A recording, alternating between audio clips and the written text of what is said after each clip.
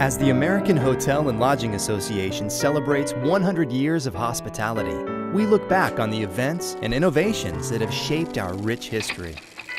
To be a hotelier in 1910 at one of the 10,000 hotels nationwide meant serving guests who most likely shared a room with a complete stranger and waited in line for a bathroom. As railroads crisscrossed the country, air travel was becoming a reality. But with progress came problems, including deadbeats, check forgers, dishonest and undesirable employees, and crooks of all descriptions. To cope with these and other issues, an organization later to be known as the American Hotel Association was formed on January 31, 1910 in Chicago. A few years later, the scope was broadened to include promotional, legislative, and educational programs. The Roaring '20s constituted a golden age for the industry as some of the most venerable hotels opened their doors. The association broadened its reach and partnered with state associations that held similar goals. President Coolidge helped the industry grow even more by signing the American Highway System Bill, and motels quickly sprang up, giving rise to an iconic American architecture.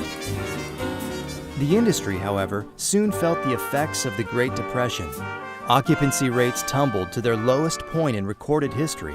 By 1932, nearly 3/4 of the nation's hotels were in financial trouble. But providing service was still a way of life for hoteliers. Many hotels didn't hesitate to set up canteens at their own expense to feed the locals. Forging through more challenges with the onset of World War II, hoteliers operated with a greatly depleted staff as hotel employees by the thousands entered the military. Hundreds of hotels were taken over by the government. Occupancy skyrocketed, and the high demand for hotel rooms made it a common sight to see people sleeping in lobbies. The association looked for new ways to service an evolving industry, founding the Educational Institute in 1951 and the Foundation in 1953. That same decade, the association created a universal credit card, which eventually became the American Express card. Around that same time, a single bill would change the face of the industry. The interstate highway system enabled hundreds of roadside hotels to be built off main arteries throughout the country. Competition began to increase, spawning improvements in an array of both customer service and guest amenities, including the first in-room minibar. And the innovations continued. All-suite properties were introduced, and limited service properties began to multiply. For the first time, motels outnumbered hotels. To heighten guest satisfaction, hotels began offering in-room movies and toll-free phone numbers. In New York City, where the association had been since it began, we decided we had to move because of the expense. And we thought that we ought to look at Washington and then other cities and other places that tried to talk us into their city, because it was a big deal back then. Facing high inflation and interest rates, the industry continued exploring innovative niche products focused on price, facility, and services. This gave rise to the birth of the boutique hotel, which forever changed the industry's landscape. By 1997, the industry enjoyed a net profit of $17 billion, more than that of the previous 10 years combined. And an entirely new way of doing business took the industry by storm, making reservations online. I think the way that reservations are made have changed a lot.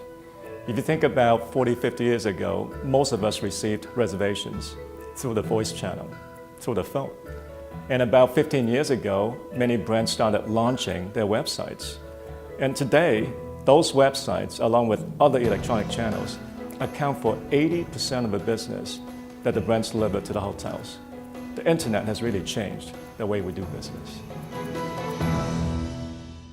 But the industry fell from this peak performance in 2000 with the burst of the dot-com bubble and the impact of 9/11.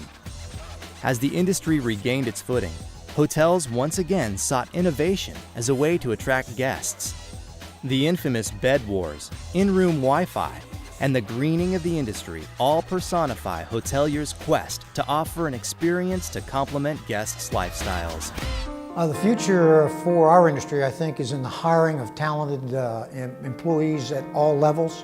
And I think it's incumbent upon us all to reach out to colleges, universities, high schools, the parents of the children, to let them know that we have a very professional industry with over 285 career opportunities, that it can be wealth generating, entrepreneurial, they can actually own hotels or pieces of hotels, and we need good line level employees as well as management and senior management.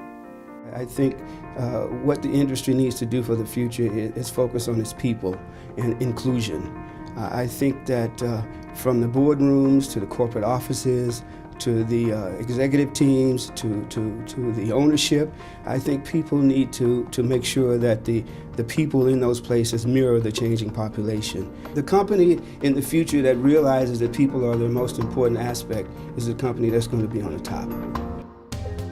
To be a hotelier in 2010 at one of the 45,000 hotels nationwide means viewing the next 100 years as a continuation of our legacy, and one that builds a better tomorrow for all those whom the industry touches.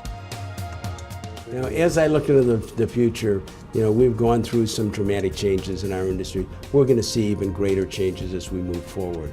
And they're going to be really based on technology, on design, and customer preference. It is hard to believe today that what is going to become a standard in the future in our guest room and technology has yet to be developed. We're going to see the design change as the customer's preference change. We're going to move faster than we ever moved before in this industry. It's a time when we're going to see us grow both domestically and internationally and really become that global village for travel.